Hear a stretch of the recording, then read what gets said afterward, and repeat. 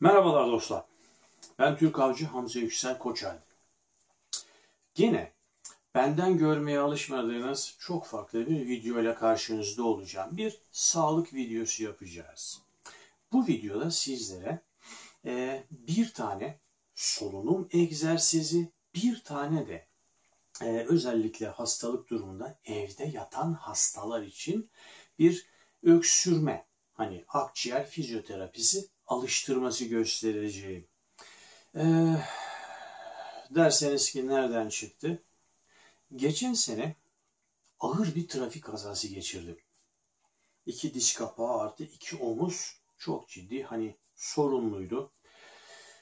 Parça parça ayrıca ilgilenirken hani tedavi aşaması tabii çok uzun sürdü. Ardından bir üst solunum yolu rahatsızlığı derken ister istemez hani bana hareketi gösterenler sadece 2 tane hareket verdi ve açıkçası bana da çok yeterli geldi. Bu anlamda özellikle internetten bazı şeyler görüp seyredip hani derleme toparlama sizlere ayrıca bir videoda yapmayacağım. Bakınız dostlar, ilk hareketimiz. Önce nefesimizi tutuyoruz ve ardından içimizden 5 saniye kadar sayıp ardından şu şekilde dudakları toplayıp şeklinde üfleyerek ama diyaframdan havayı vererek tamamıyla havayı boşaltıp bir 10 kere yapıyoruz.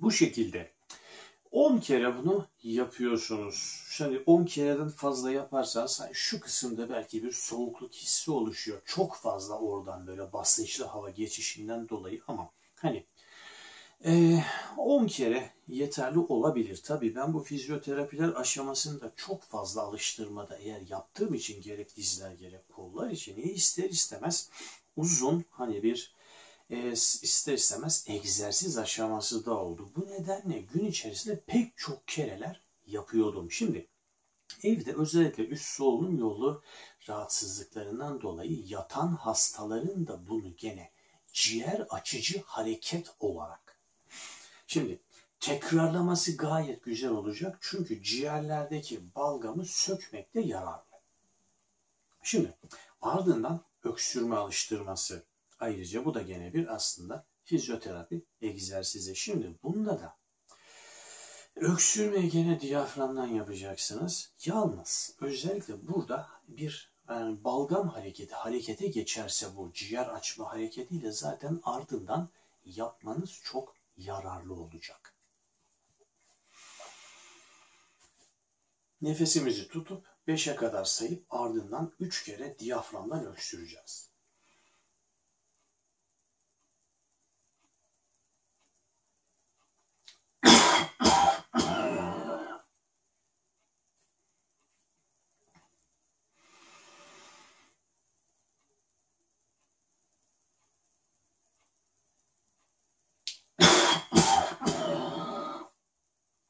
Şimdi bu balgam çıkartmak için yapılan öksürüklerde özellikle kontrolsüz öksürenler şu boğaz kısmında, gırtlaklarında ve ses tellerinin olduğu kısımda hatta akciğerlerinde bile hani bayağı ağrılı ayrıca hani kontrolsüz öksürmeden dolayı ortaya çıkan ağrılar ve sızlar yaşayabilmekte.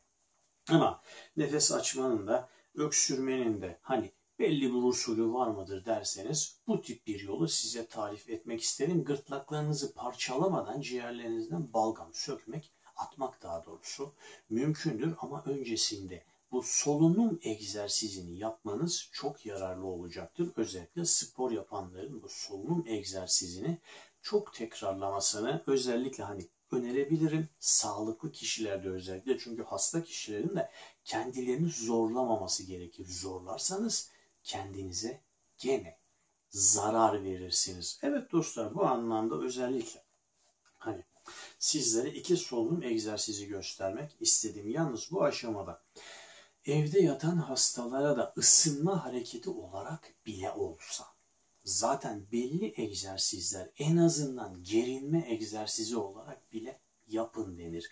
Bir miktar egzersiz yapmanızı önereceğim, çünkü akciğerlerinizin kaburga daha doğrusu bölgesinde çeşitli iç ve dış kaslar var. Bir miktar bu kasları ısıtmanız sizlere yararlı olacaktır. Bu anlamda belli bir ısınma, gerinme hareketi, ardından solunum egzersizleri, ardından öksürme egzersizi. İkisini hastalık durumunda birlikte yapın. Kendinizi zorlamamaya özen gösterin. Evet dostlar, kısa bir video oldu.